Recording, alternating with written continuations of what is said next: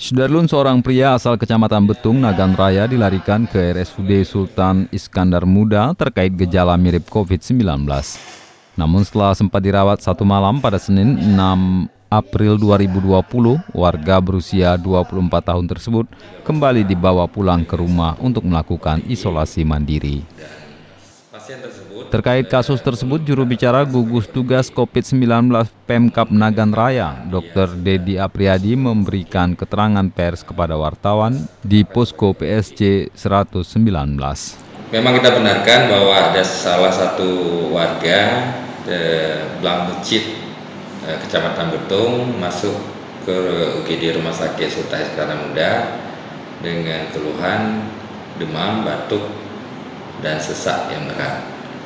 Setelah kita konfirmasi, pas warga Betung tersebut yang statusnya ODP dianjurkan untuk dirawat di ruang isolasi Rumah Sakit Sultan Iskandar Muda. Untuk sementara ini sedang menjalani perawatan di ruang isolasi. Hasil dari pemeriksaan, dokter menganjurkan untuk bisa pulang hari ini. Katanya sudah di tes rapid test, apakah katanya negatif? Oh, benar? Ya, kita membenarkan bahwa pemeriksaan rapid test dilakukan di Rumah Sakit Sultan Iskandar Muda dan hasilnya negatif. Terus sementara pasien sudah dibenarkan pulang oleh dokter dan untuk diisolasi di rumah.